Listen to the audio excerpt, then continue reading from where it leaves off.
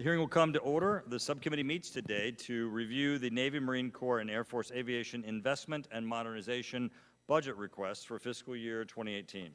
I would like to welcome our distinguished panel of witnesses. We have Vice Admiral Paul Grossklag, Commander of the Navy Air Systems Command, Rear Admiral Chip Miller, Director of the Navy's Air Warfare Division, Lieutenant General Arnold Bunch, Military Deputy in the Office of the Assistant Secretary of the Air Force for Acquisition. We have Lieutenant General Jerry Harris, Air Force Deputy Chief of Staff for Plans, Programs, and Requirements. And we have Lieutenant General John Davis, Deputy Commandant of the Marine Corps for Aviation. I understand that this will be General Davis's final appearance before the committee because he will be retiring next month. General Davis, we want to thank you for your 37 years of distinguished service to the Marine Corps and our nation, and we wish you the best in your future plans. And I want you to know that I know everyone on this committee has greatly appreciated the assistance that you have provided us because you give us not only just a perspective on what we should be doing, but also your work has been incredibly inspirational. So thank you for your work. My honor, sir. Thanks. I also like to thank all of you for your service and look forward to your testimony today. As I've stated in previous hearings, I support the President's commitment to rebuilding the capacity and capability of our military. However, I am concerned that the current budget request of merely $603 billion for the Department of Defense will not achieve that goal in the timeline desired and needed. For example, at Congress's request, the military services submitted their unfunded requirements list to the Congressional Defense Committees last week. The total was over $30 billion. A significant portion of these requests were related to modernization needs. Of particular note, the Air Force included an additional 14 F-35A aircraft, and the Navy and Marine Corps included 20 additional aircraft comprised of F-18 Super Hornets, F-35Bs, and F-35Cs. I suspect that all the witnesses today will support the President's budget request. However, members of this subcommittee need to better understand what additional capabilities are required above the President's request and why it is an imperative we work to fully resource these unfunded requirements to accelerate the restoration of full spectrum readiness. I continue to support Chairman Thornberry and Chairman McCain, who believe that a $640 billion budget in fiscal year 2018 is required to build the capability needed for today's complex and dangerous world. The military services unfunded requirements also validate a higher top-line funding level. Today, the subcommittee will review a broad portfolio of tactical aviation modernization programs and associated acquisition strategies. The witnesses have been asked to identify their top 5 modernization requirements and briefly summarize how the budget request addresses them. The aviation budgets for the Navy, Marine Corps, and Air Force appear to be placing a higher priority on current readiness, and rightly so. Earlier this year, we heard the Vice Chief of Naval Operations report that over 60%, I'm going to say that over again, 60% of F-18s are out of service due to backlogs in depot repair. The budget fully funds depot capacity. This budget also robustly funds preferred aviation munitions, such as the Joint Direct Attack Munition, small diameter bombs, and Hellfire missiles.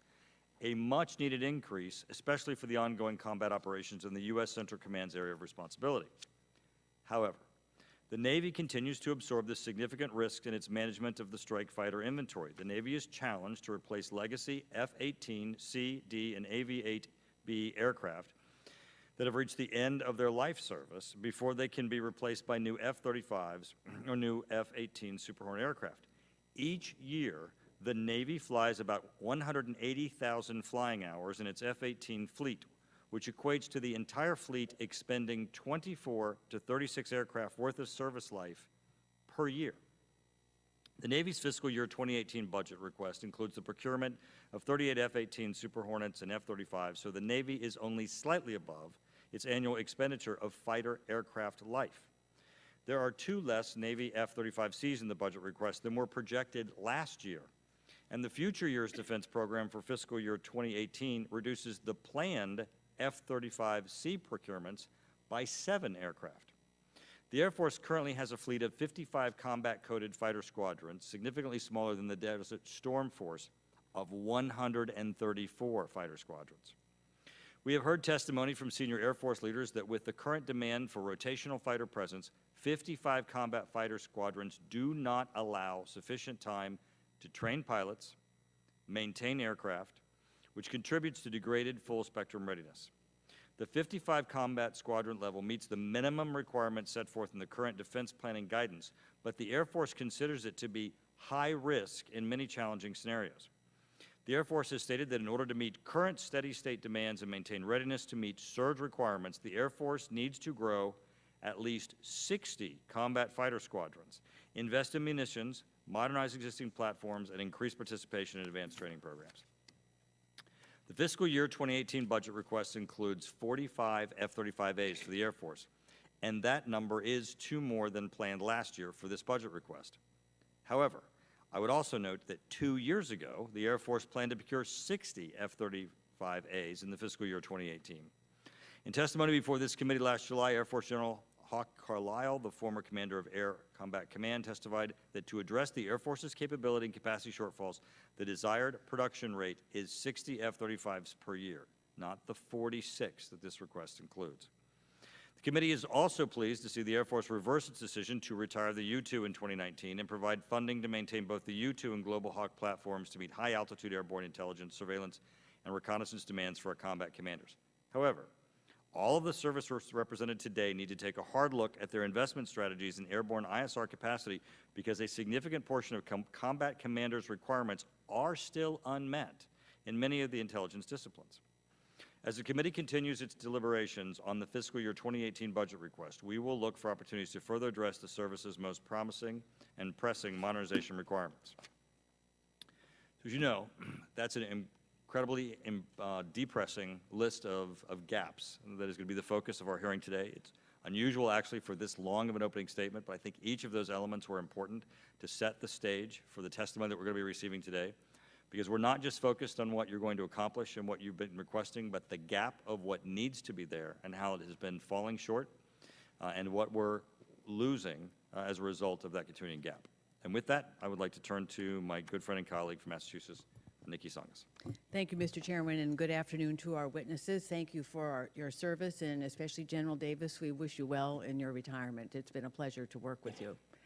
The budget request for Air Force, Navy, and Marine Corps programs in our jurisdiction reflects a more stable funding path for major aviation programs and seeks to address modernization upgrades needed by all 3 services.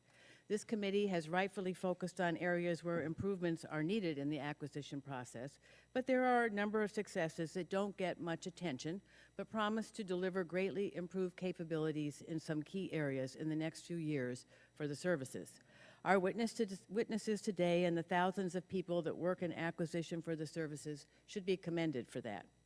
That being said, there are areas of concern with some of the programs being reviewed by the subcommittee today, and it is our responsibility to make sure our service members get the best possible equipment and to see that taxpayer funds are wisely spent.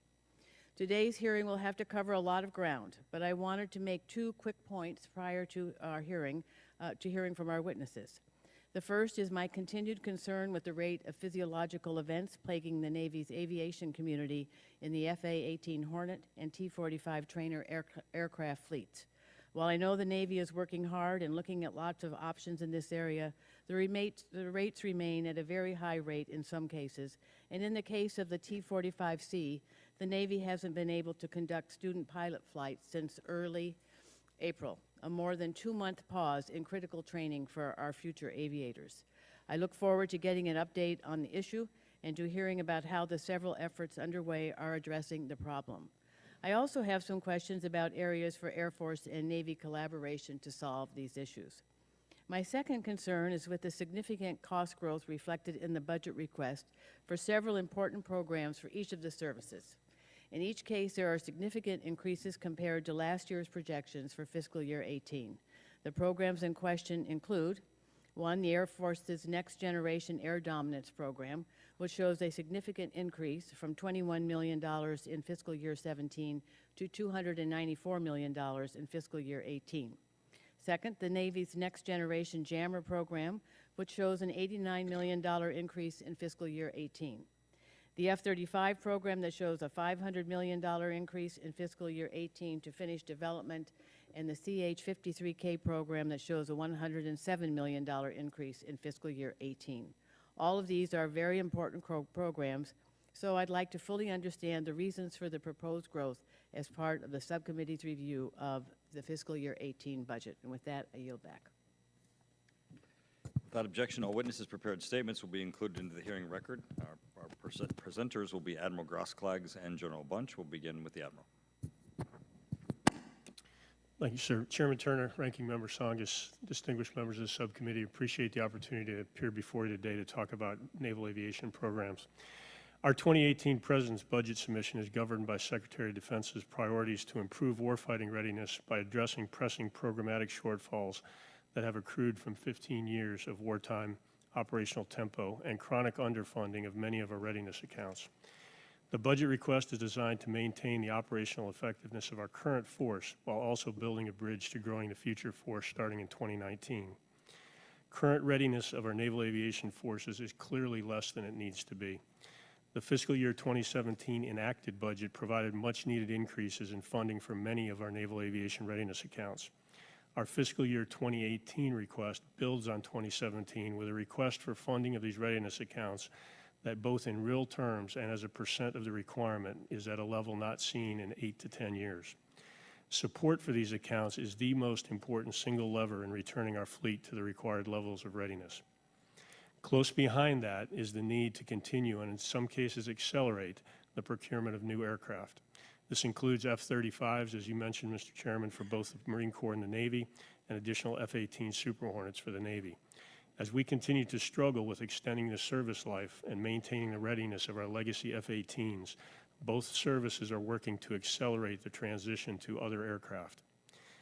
In addition to the F-35B and C models, critical priorities for the Marine Corps include initiation and ramp-up of the CH-53K production, completing procurement of the KC-130J, execution of the V-22 Common Configuration Readiness and Modernization Initiative, and initiation of the MAGTAF's Expeditionary Unmanned Air System. Each of these priorities is a key contributor to the Marine Corps' capability and capacity to meet both O-plans and combatant commander requirements. On the Navy side of the house, in addition to the F-18s and F-35s that I mentioned, pushing forward with the MQ-4 Triton procurement, awarding a development contract for the MQ-25 carrier-based unmanned tanker aircraft, continuing on-track development of the next-gen jammer system, and fielding of the long-range anti-ship missile on both the B-1 and the F-18 Super Hornet are our priorities. We will continue to leverage every tool and opportunity available to drive down the cost of each of these programs. This subcommittee has been very supportive of our efforts in the past, and we are again asking for your support for initiatives such as the F-35 block buy and a third V-22 multi-year program supporting the final 7 years of planned Marine, Navy, and Air Force procurements. Separate from the procurement focus, as mentioned by Ranking Member Tsongas, this subcommittee is very aware of the continued challenges we face in resolving the high rate of physiological episodes that we have seen in our T-45s and our F-18s.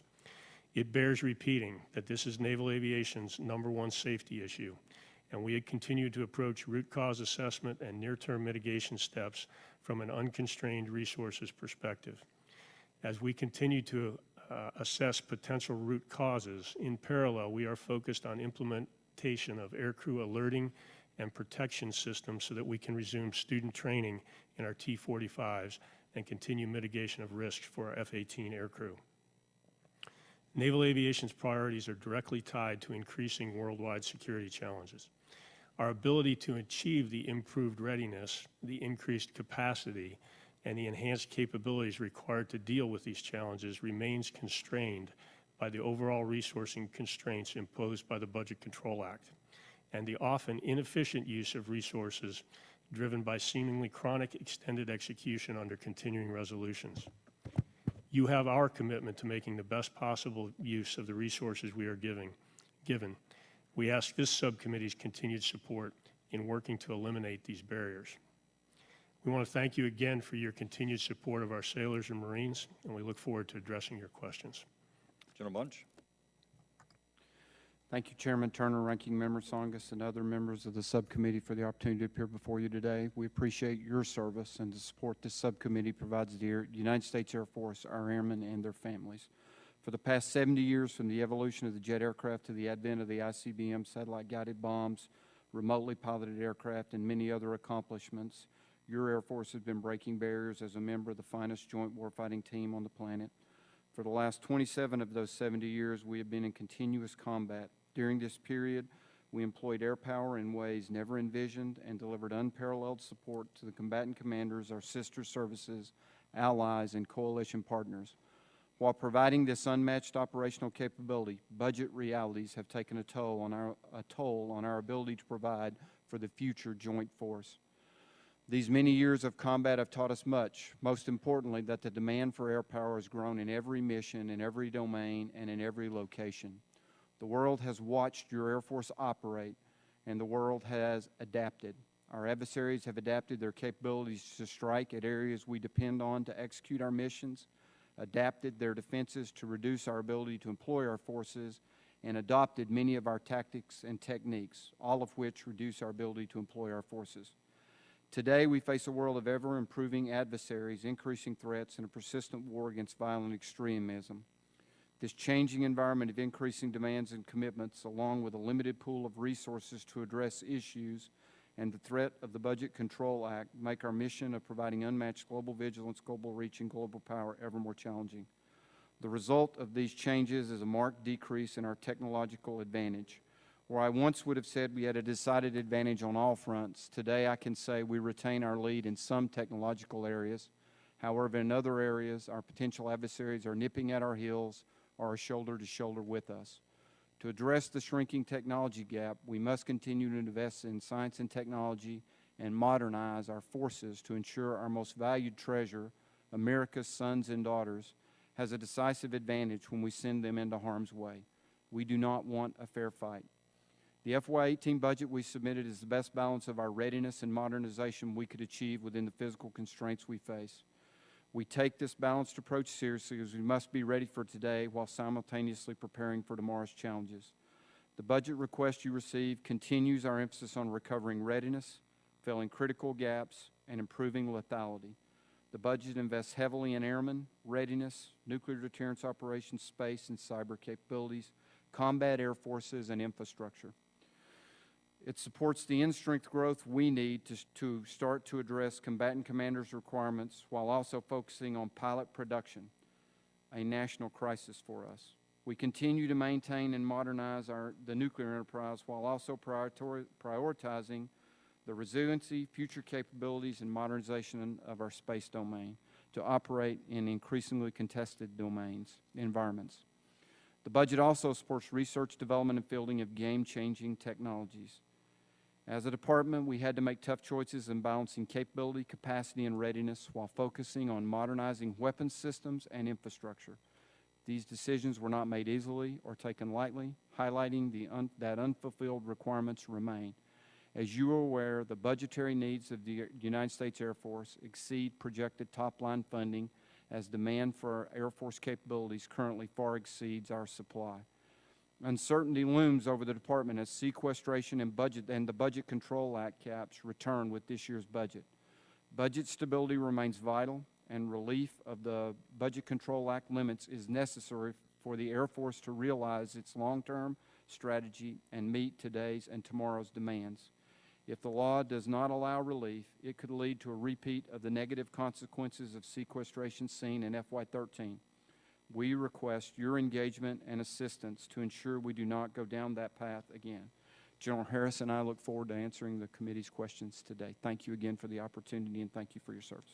Thank you, gentlemen. Luckily, everyone in this subcommittee and our committee are opposed to CRs and sequestration, so we all have the same theme and are working in the same direction. We're going to have votes on the House floor. So we have somewhere between 45 minutes and an hour in order to accomplish everyone having an answer to a question. We're going to limit the time for a question and answer to 3 minutes so we can get to everyone. We did this last time. It seemed to work pretty effectively. We're doing it for the ranking member and the chair also. I would appreciate if you would assist us in giving both complete but also short answers. I think within that 3 minute time period, if we get to a point where someone's got to elaborate, certainly we can continue. But my question goes to General Davis, Admiral Miller, and General Harris, and this is where you get to do a commercial. I appreciate everything that you've said about the budget as submitted. But we are very concerned about the unfunded mandates. As we know, the Navy and Marine Corps, over 60% of the Department of Navy F-18s cannot fly. The Air Force says it's the oldest and worst equipped in history that we've had. There's $3.9 billion that's asked for. General Davis, Admiral Miller, General Harris, if we put that $3.9 million back, could you tell us what we get and what we miss if we don't? General Davis. Sir, those are F-35s, both Bs and Cs. They're V-22s, C-130s, V-22s, H-1 Zulu attack helicopters, and some OSA, or Operational Support Aircraft, airframes. Absolutely, positively have to have that new inventory on the line. As we said, the numbers in the 60%, but today I could fly get 91 F-18s airborne. I've got 171 requirement. That's so if you looked at that, 75% mission capable rate, I should have 128 that you should be able to fly in a given day. So roughly, we're 27 short today, this morning. That's 3 squadrons worth of airplanes. So bottom line is, it's an imperative for us to recapitalize the force to get the new metal on the line, and that additional money will allow us to do that. Admiral? Yes, sir. Should additional funds above the President's budget be made available, the Navy's FY18 unfunded priority list predominantly accelerates the recovery and the readiness and wholeness of the entire fleet, which was the premise of the 18 budget. What you'll notice on that Navy's unfunded priority list is aircraft procurement are at the top of the list, specifically with strike fighters, F-18s and F-35s. So those additional 10 aircraft for the F-18s and 4 aircraft for the F-35s replenish combat-worn aircraft to reduce near-term strike fighter shortfalls and address long-term inventory deficits. As you know, we're fighting inventory management issues. These aircraft absolutely address that. For the F-35 specifically, it also accelerates our squadron transition plan and gets much-needed 5th-generation capability onto our aircraft carriers. Lower in the unfunded priority list, you'll notice some enabler accounts, the things that we talk about that are key to readiness, spares, logistics, and support. We were unable to fully fund to 100% those accounts. The unfunded priority list does that for us. Thank you. General Harris. Sir, first on our list would be readiness, and that gets at the airmen that we need to support and make sure that we have the growth for the Air Force based on the tasks given to us. The priority of those would be in our maintenance, our operations, and also our acquisition forces. The readiness modernization portion of that, it's the additional F-35s to get us to 60 per year, which we think is a minimum to get after the 5th-gen requirements that we have.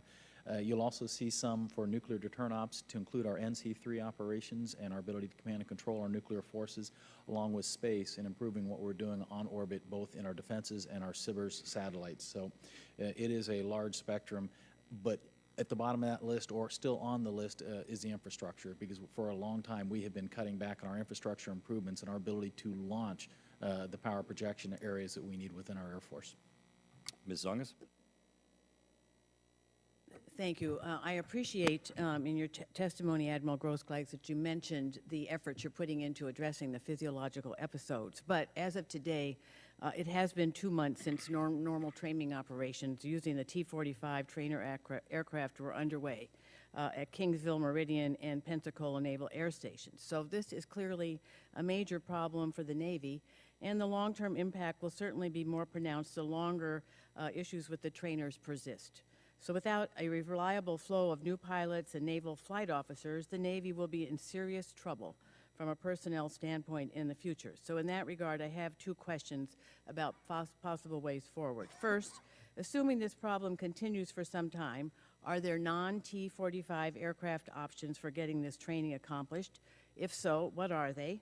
Can Air Force aircraft be used for at least some of the training syllabus? And can the training with the T-45 be cut back and then made up later in an aviator's career? So that's one. Second, several of the aviators our staff spoke with asked the Navy to take a serious look at changing at least some T-45 aircraft back to a liquid oxygen-based system for providing breathing air to the crew. And they pointed out that the original British version of the aircraft did use such a system. So is the Navy looking at this option for T-45s? How might this time and what might the time and cost be for doing that? And how can we in Congress help make sure this gets a serious look and testing in the near future? So a lot for a very short time. Okay. Yes, ma'am. Let me start with the second question first on locks. We are pursuing locks as a potential solution to the problem. Today, we've got kind of a two-pronged approach. One is to try and identify root cause and then take corrective actions. The other is looking at alerting and protection measures so we can get the T-45s back in the air for flight training. And we're doing those two things in parallel. One is not waiting for the other. Locks is quite honestly, a longer-term solution. We are trying to come up with alert and protection methodologies that would get our students back in the aircraft in the near term. We're talking weeks instead of months that we would be looking at trying to put locks in that aircraft. But we're still pursuing that as an alternative. Given the constraints, I won't talk about the alert and protection devices that we are looking at putting in the aircraft in the near term unless you want to follow up with that. In regards to T-45s and doing the training in other aircraft, we have looked and are continuing to look as this continues to stretch whether or not there are things we can push to the next stage of training in the fleet readiness squadrons. We prefer not to do that, obviously, because it costs more in those fleet jets. We're having our own readiness issues with those fleet aircraft, so putting more workload, more burden of hours in those squadrons is, I won't say last resort, but it's not something we want to pursue unless we absolutely have to. We have considered using other aircraft, potentially Air Force. I don't think we've talked to the Air Force about that, but one of the key things that we get out of T-45 training is taking our new aviators, our new student naval aviators, to the ship. Which we can only do right now in the T-45 or in their next fleet aircraft. One of the challenges is determining what their next fleet aircraft is as they're going through the training syllabus. So we'd have to make those decisions before they completed their normal syllabus. Admiral, we need you to conclude. Training. So yes, ma'am, we're looking at all those options, including locks, but again, we're more focused right now on trying to get the T-45s back in the air with alert and protection measures for our student naval aviators. Thank you. Mr. Lobriano. Thank you, General Bunch, for you. The 177th Fighter Wing in my district has Block 30 F-16s that are in urgent need of AESA radar upgrades. Luckily, Phase 1 and 2 of the AESA Joint Urgent Operational Need is now considered fully funded. Additionally, two-year $243.9 million contract to build 72 radars for the Air Force was just awarded. The contract allows procurement of roughly 450 to 500 radars, and the program of record is set at 300. However, there is no additional pre-block F-16 aircraft in the modernization plan for the radars. I'm concerned that if additional funding is not provided for the pre-block F-16, alert facilities like the one I represent at the 177th will only have 8 uniquely configured aircraft per squadron. In the proposed F-18 budget appears there is little over $40 million for the F-16 Phase 3 research and development. Could you speak to the need for the future procurement funding for the AESA radars so that the Air Force can upgrade the entire fleet, including the remainder of the pre-block F-16s? Yes, sir. Thank you for that. And you are right. We did award a contract to Northrop Grumman in May. We are starting the program to be on track for what we committed to, which was an IOC of third quarter FY19, and for the 3 units tasked for defending the National Capital Region to have that fully completed by the first quarter of FY21. Our procurement funding for additional aircraft starts, and that's to get the 72 aircraft that you mentioned, sir. Our procurement funding starts in FY20 to address our requirement for 300 more radars. We do have, within the constraints of the contract, the room to grow that based on the numbers that you've said that we have, 450 plus that we could put in that. But right now, that's the money we've got laid in for those procurements, or about 300 more. Okay. Thank you. Yield back. Ms. Rosen. Thank you. I want to thank you, Chairman Turner, Ranking Member Songus. I want to thank all the panelists for being here today. Of course, I represent Southern Nevada. We have Nellis Air Force Base, Nevada Test and Training Range, Creech Air Force Base down south. So I'm concerned about the procurement of the F-35s and, of course, the length of time that it takes, specifically as it relates to Nellis and our red flag training exercises. You know, those exercises, they are critical, those first 10 missions, critical training for our pilots to get out there and be battle ready. So how does this, what are you going to do to maintain a healthy fighter force while you're ramping up with procurement? Well, ma'am, we will continue. Thank you for that question. Nellis is one of the crown jewels of the U.S. Air Force from the airspace it has provided and all the support that comes from the community.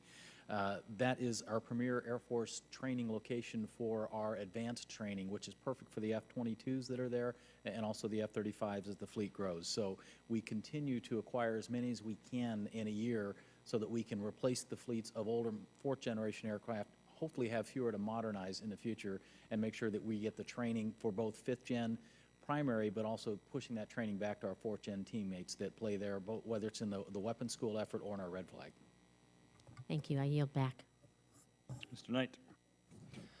Thank you, Mr. Chair. And real quickly, General Davis, thank you very much for your candor over the years. Give us an idea what the F-35 is bringing to you in marine aviation. Thanks so much for that question. It's an honor to serve. Ma'am, also, too, the Marines are up there at Nellis. We have instructors now integrating with the United States Air Force Fighter Weapons School, both in the test unit up there, and we like going up to the red flag as well, and we like our Air Force and Navy brothers and Army brothers coming down to fly with us down there in at our weapons school. I'll tell you, the F-35Bs are now forward deployed, and actually they're permanently stationed in Japan, out there at the forward edge of at the tip of the spear. The combatant commander asked for the F-35s to fly in Korea a short while ago as a message to those who would try to do our nation or our allies harm. Fantastic capability. Red Flag Alaska, again, up there as well. What we're finding that this airplane is doing for us, it really is, I think, changing the way that we fight and changing the way we're going to fight for the foreseeable future. The young aviators that are flying the airplane are finding all kinds of things to do with that we didn't even dream of. So and we're doing with that airplane, we're going to target areas that we never thought possible before. They see things they didn't see before. They're able to process data, and the kill ratios and the kill rates, both in the air-to-air and the air-to-ground, and all weather. Really, all weather is a thing that we haven't had before. The radar allows you to see through cloud. So when you've got a Marine, a soldier, sailor, airman, or ally that's on the ground that needs fire support, bottom line, having the F-35 out there in numbers, either a staged base to float or base to shore, is going to allow us to provide those high-volume fires, aviation fires, regardless of the threat. It's really an exciting time to be a young person coming in to fly Marine airplanes, Air Force airplanes, Navy airplanes, and then we do have to get the T-45 fixed. I was down there in Marine talking to those young sailors and Marines, and they're chomping the bit to get in these new airplanes. Always love to hear General Davis talk about the F-35, so it's a great advertisement. And I thought you'd give you one last chance. General Harris or General Bunch, the Western ranges I always consider as part of kind of the infrastructure of what we do for air operations, and it is so important, especially with the F-35 and the F-22, because the ranges have to be so much bigger and more expansive. Of course, we can go out to the ocean and things of that nature, but give us an idea of what the Western ranges are to air operations. Well, sir, the Western test ranges are critical to our test and our training. They're critical to everything that we do, and we have a healthy investment into those to modernize them and make them more capable. We're also making but as you said, given the fifth-gen planes and what they can do, we're now outgrowing some of our ranges to the point that we need more. So we're focusing in also on live virtual constructive to be able to create an environment where we can do those to the threat density we need and everything else. But they are critical. We do see them as a crown jewel. We are investing in them to modernize them, to make them more capable to do what we need. But we're also investing as those fifth-gen capabilities grow, they're going farther and farther out, and we need to advance those capabilities as well. Thank you. Thanks, Mr. Chair. Mr. Halloran, and following Mr. Halloran, the next four are Kelly, Gates, Brown, and Bacon. Mr. Halloran. Thank you, Mr. Chairman, and thank you to the witnesses for your service, your family service, and coming before us today. My questions are for Admiral Grosslegs and General Bunch. The budget request shows a drop in the production rate in 2018 for an air-to-air missile, the AIM-120D. That is a very high demand, and as we were told by the Chief of Staff of the Air Force and Chief of Naval Operations, a critical weapon the Navy and Air Force need many more of right now. Specifically, the request is lower by more than 300 missiles in comparison to projections in last year's budget.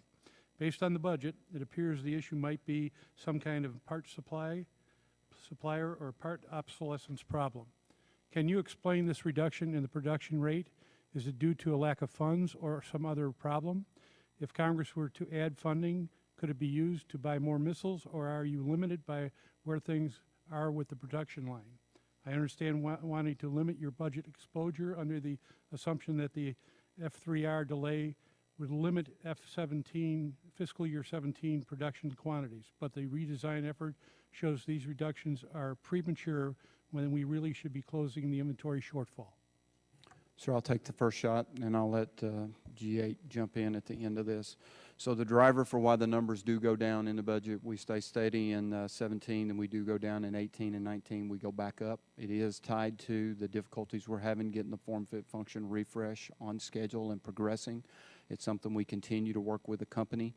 But what we did was we intentionally laid in a line so that they had the ability to break that into the production without causing a more negative ramp. We actually have looked across our weapons inventories. As many know, we're using a lot of weapons right now. We're looking at what we need to build up. That is actually one that General Harris and I have kind of agreed that's not one we need to try to add dollars to do right now. We need them to get the form, fit, function properly done and get that on track. Then once we get that on track, I'd be willing to come back and ask you for additional help. But I'm not ready to ask for that right now, sir. You know, from the Department of Navy's perspective, we're in exactly the same place. I think if you look at what we've budgeted for across the FITIP, which I know is not the issue here today, we've actually maintained the total quantity across the FITIP, but we did come down in FY 18 and 19 for the exact reasons that General Bunch stated. So just to clarify, there is an inventory shortfall on these weapons, but you've just decided to... We would love to buy more, sir, but I need them to get the production right before we buy too many more and I run out of parts on the line and I don't have the ability to produce. Thank you, and I yield. Mr. Kelly. Thank you, Mr. Chairman. Vice Admiral, I understand the Navy's Next Generation Jammer Increment 1 program recently was able to accelerate some of the program's milestones throughout the life of the program. Can you tell us how important the updated jamming capability is to the warfighter, and are there additional efforts to get Increment 1 fielded faster? And I think you're the only vice. I don't do well with names, so. That's okay, and I'll ask Admiral Miller to jump in if needed. The program just recently passed its milestone B, so they're fully in their development stage at this point. They are on track. We anticipate a milestone C, which is low-rate initial production in 19 and fielding in 21. This is one of former Secretary Kendall's accelerated programs, if you will, and we've been taking advantage of that at every turn. It has significantly less oversight within the building than most of our ACAT-1 programs. And the program, we are trying to accelerate it. We don't currently have any insurmountable technical hurdles, but there are some things we need to work through, particularly with the amount of radiated power we're trying to get out of that pod and the effects that it has on the rest of the aircraft systems when it's radiating. So we plan to start flight test late 18, early 19, and then we'll get a full-up evaluation of those interference effects. And then just very briefly, I know that there's $2 billion in Increment 2. The budget shows $2 billion for Increment 2. Does this might take into account any potential cost savings in the overall Increment 2 program if common hardware is used from Increment 1? It does, but right now we don't anticipate a significant amount of common hardware due to the significantly different frequencies we're dealing with and the location of the pod on the aircraft, and again, mutual interference effects.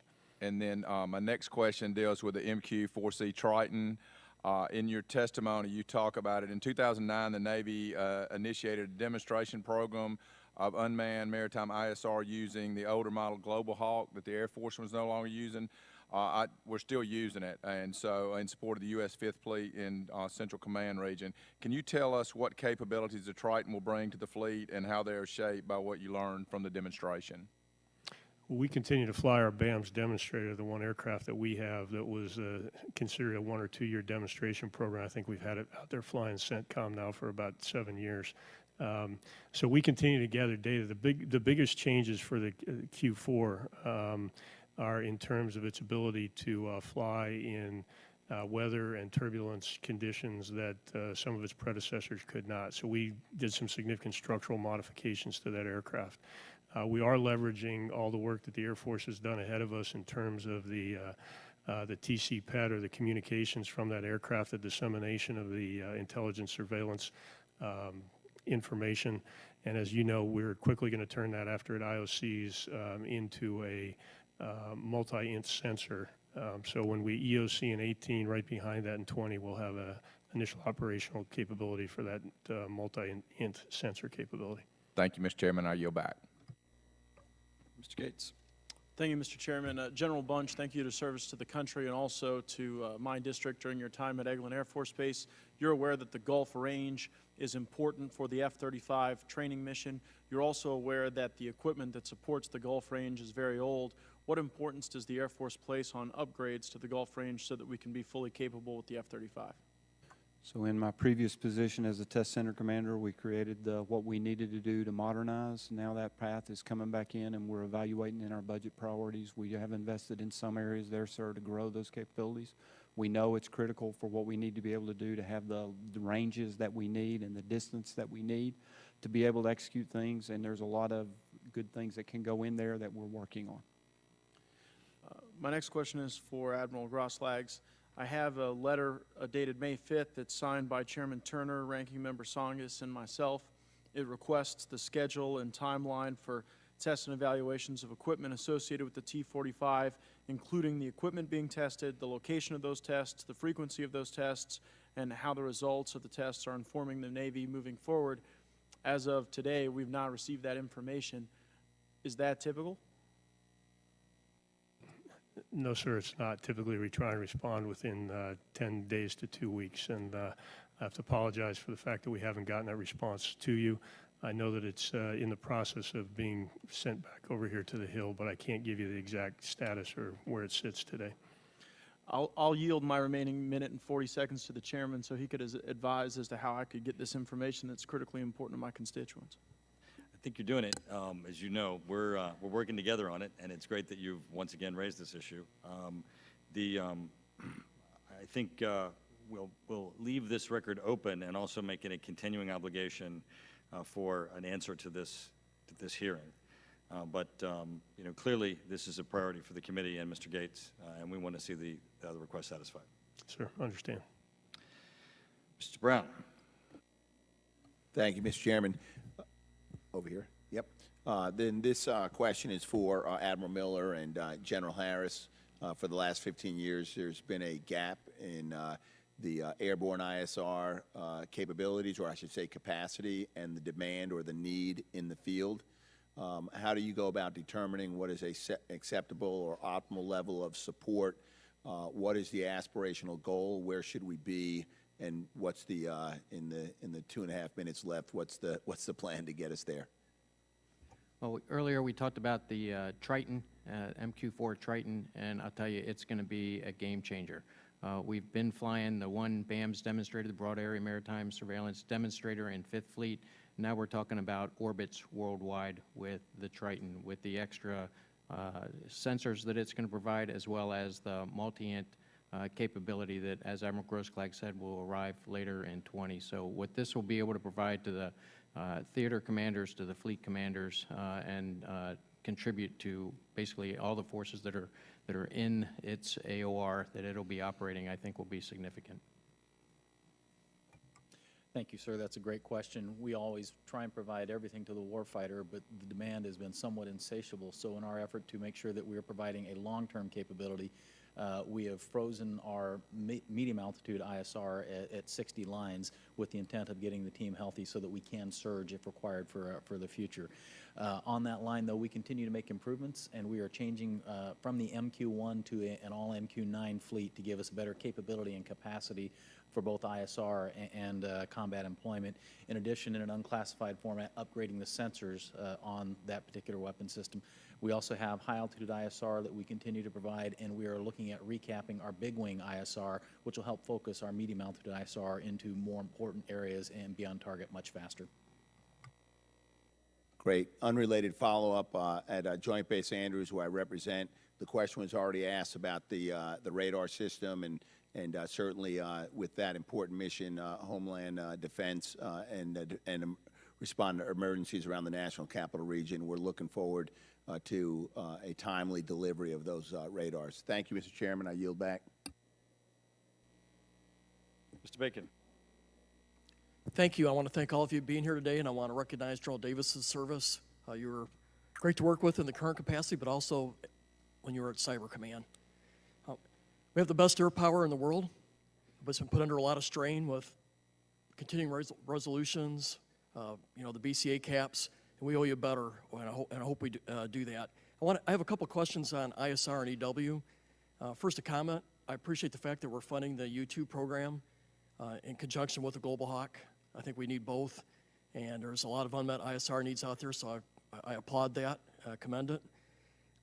Question with the E8 program. I think we have a lot of unmet GMTI requirements out there, and I think we have a good plan for the recap or modernization. Do we have a shortage in funding, though, when it comes to the legacy E8 as we transition? Because I'm under the impression we do. I just was hoping you'd comment. So I don't believe we have a shortfall there in funding. What I have is a shortfall in the ability to get them in the air and have them available to support the mission. So the aircraft are old, and the aircraft have diminishing, well, not so much diminishing, they're having higher downtime for heavy maintenance, and we've not been able to get as many of them in the air. It's taken longer to get them through the depot. So what we are looking at is how do we work with the contractor to do the depots in a more timely manner to increase the number of aircraft that are available with this high demand, low density target set we have. And the other item we're doing to make sure that we fill the gap until we get the recap effort going. We're doing service life studies in a variety of areas. We did one on the fuselage that extended the life out more. And our intent is to ensure that we're doing everything we can to keep that aircraft viable until we get the recap done so we can meet the combatant commander's requirements. Okay, thank you very much. One last question. On the F-35, it has incredible sensors on board, and I think we have a plan right now to do the links with the wingman. But I see there's a gap. I don't see where we're meeting that gap of getting that information off the F-35s back to home station while they're flying so that the follow-on missions will get that information faster. Do we have a plan or a thought process how we're going to try to transition or get a plan where we can get this incredible data off the F-35 back more quickly so we can use it? I can correct that, sir. We're doing some experiments with that right now. One, in conjunction with the Navy, the mission area data. General, I'm going to ask if you would submit the answer to that for the record, and we're going to take it that it's yes, but the detailed response we're going to ask for you to submit to us, if you could submit that quickly. I'm going to go to Mr. Banks with everybody's approval for 2 minutes, and then we're going to close out with Ms. McSally, who's going to ask a question that the answer is going to be for the record. So, Mr. Banks, you have 2 minutes. Thank you, Mr. Chairman. Lieutenant General Harris, first of all, I commend you for your work in the President's budget to fully fund the A-10 weapons system. It has been and continues to be a great asset to our Air Force and is of significant importance to my district in Northeast Indiana, which is the proud home of the Indiana's Air Guard's 122nd Fighter Wing. As you certainly know, over the past few years, this wing has been slated to convert their mission from the A-10 to the F-16. Yet yesterday in the Senate, Secretary Wilson stated, quote, "The A-10 is at Fort Wayne and we have no intention of removing it. It's there for the foreseeable future, and they'll have that manned combat mission," end quote. You stated in your testimony that the transition away from the system will occur in 2030. So my question is, how do you see that transition occurring for current squadrons, particularly those wings in our National Guard, and will they then utilize F-16s? Would they transition directly from the A-10 to the F-35? How do you see that transition occurring? Well, we are committed to flying the A-10 weapon system and continuing to work through the upgrades to that as we're required to, and with the NDAA to compare for the F-35 CASC comparison task that we have. Our intent is to fly that weapon system as long as we can, because we made cuts in the A-10, the F-16, and pretty much all of our conventional fighters based on our budget. So if we had an unlimited budget, we would keep everything we have and just continue to grow an F-35 fleet. At 48 to 60 F-35s a year, we will be retiring some of our older airplanes and putting newer airplanes or more capable airplanes into these units. Right now, the plan continues to be that, and we'll address this, that as we reduce some of the A-10 capability that has been approved, it'll be either with F-35s or with the F-16 for the weapon system. Thank you. Yield back. Gentlemen, many people have additional questions. They're going to submit those to you for the record. I'm going to ask that you submit your answers within 10 days of receipt of them in writing. I have two members who are going to ask their questions for the record here now and not receive a response, but a written response from you. And it's Martha McSally and then Mr. Langevin will be asking, and they're going to have 2 minutes. And as usual, thank you, Mr. Chairman. I have questions about the A-10. So in your testimony, you say you're committed to maintaining a minimum of 6 A-10 combat squadrons through 2030, with at least 171 combat-coded A-10s and 283 in the fleet, which we continually hear protect every year. That's 9 squadrons that we currently have. The A-10s are now, as you know, on the DMZ in South Korea. They're kicking butt against ISIS. They're deploying with the European Reassurance Initiative. I was over in Estonia. They're welcoming them to come back anytime soon with the Russian aggression there. From my view and my experience, if we need that capability into a proven tested replacement comes along, 9 squadrons is the absolute minimum. So I really would like to know, I think this is the first time you guys have publicly said, although I have a pretty good intel sources with my buds in the A-10 community, but it's the first time you publicly said that you're going to go down to 6 squadrons. I'd really like to know what those planning assumptions are of the 6 squadrons. That could be as soon as the testing and evaluation is done, so that could be in a few years from now. What are your planning assumptions? Are they 24 PAA squadrons? Which squadrons are going away? Where's the AX program, which we don't see in your testimony at all? How does this all fit together? So again, a lot of questions on your assumptions here for this critical capability, and I look forward to hearing your responses on the record. Thank you, Mr. Chairman. Last question, Mr. Langevin. Thank you, Mr. Chairman. I want to thank all of our witnesses, and thank you for your service.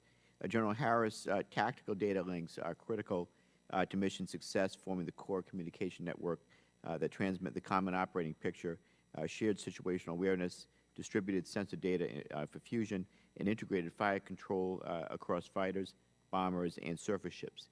However, significant gaps remain in the tactical fighter networks that prevent the Air Force and other services from maximizing the combat utility of their aircraft, specifically secure communication between the F-22 and the F-35 in an A2AD environment.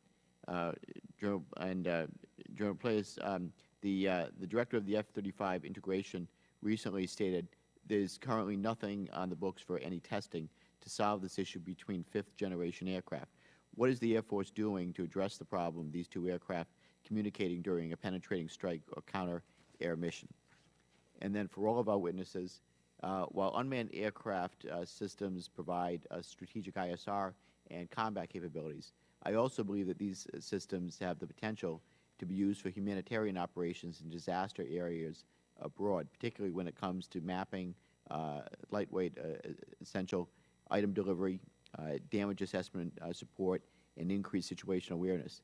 How is the Department using unmanned aircraft systems in support of humanitarian missions abroad, and will modernization efforts support these disaster relief and humanitarian operations, and what more can be done to advance this concept?